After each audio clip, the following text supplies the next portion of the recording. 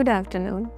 I will take you back to the time when the world was industrializing, and we've come so far that we are seeing the impact of as climate change because we industrialized, because we said that industrialization is synonym to development, but we forgot what we had to do in terms of being responsible around that industrialization. So we've created more pollution, we've created land degradation, we've created environmental problems around us, water pollutions and whatnot, and also resource. And we don't want to do it in the journey of decarbonization. So when we are talking about renewable transition, we have to talk about responsibility that comes with it, which means that we have to take people alongside. We have to see that it does not create more displacement and job loss, but it creates more opportunities for people to get newer jobs. And it is a kind of transition that is not only inclusive but just, also environmentally resourceful, but also looks at the social aspect of it. So it creates co-benefits for people and communities across the board, and across the renewable value chain, we talk about sustainability going forward. So that is what I mean by responsible energy.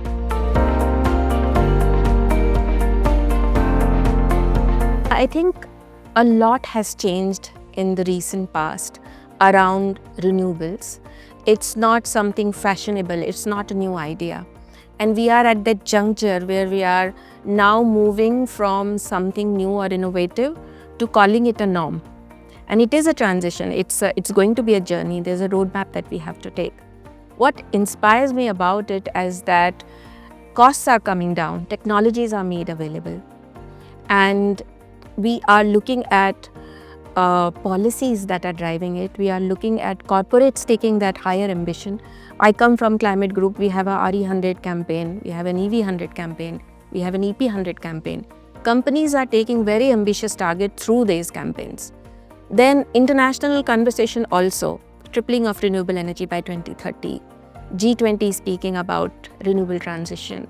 These are great markers and signals that the change is already here, and that the market is ready and the relevant stakeholders are ready to make that change.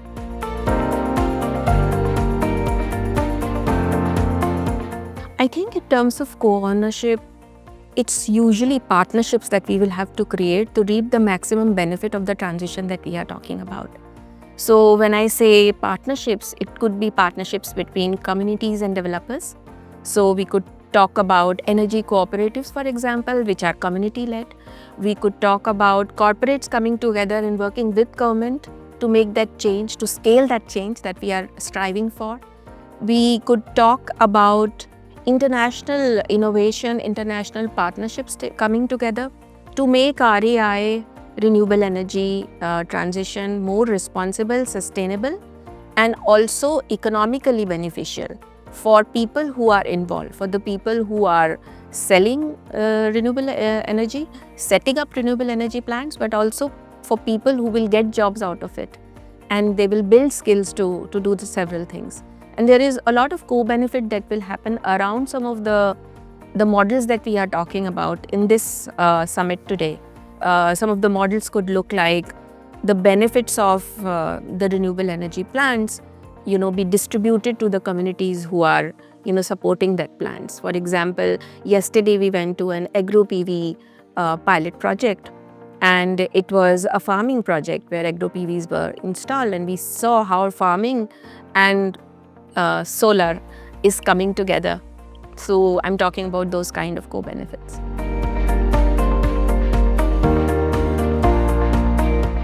Yes, absolutely. India itself is coming up with great many models. There are so many examples in our own country that we can look at.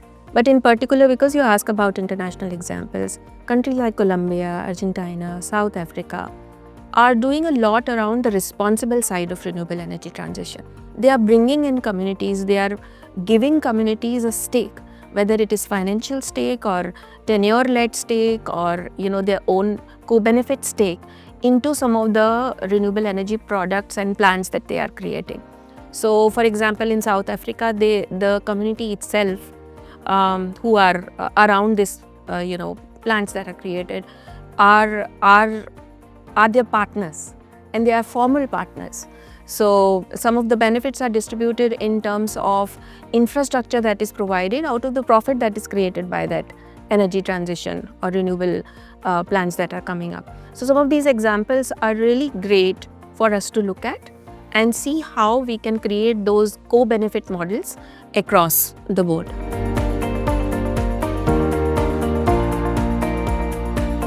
Absolutely, a great question. I think new job creation, skill development will be the foremost and the first. People will benefit, people should benefit. The second would be that we are looking at how do we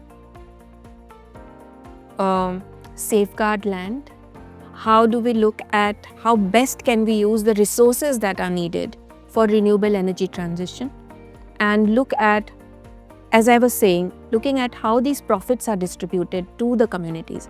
And these profits do not mean to be financial profit.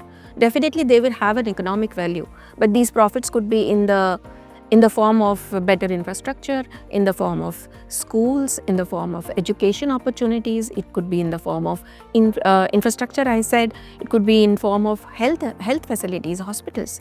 So I see a community around renewables when we speak of it, and they are thriving together. They are environmentally sustainable. There are social goods that is happening. There are economic goods that are happening, and people are at the center of this change. I would see that happening by 2050.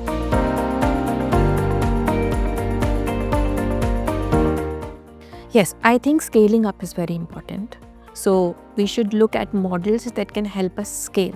We are seeing a lot of pilot projects that are coming up. We are learning day in and day out. I learned a lot from the pilot project that I visited yesterday.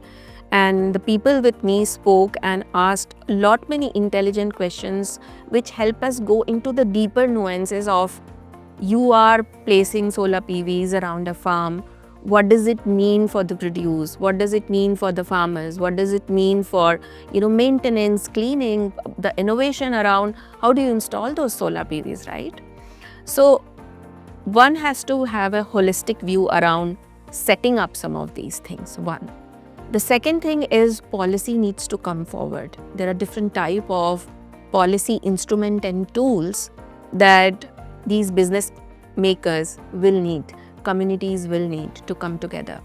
So it has to be a chain of stakeholder cooperation that we will have to build around this that will be needed. So policy, partnerships, and of course the people-centric approach would be the key to it.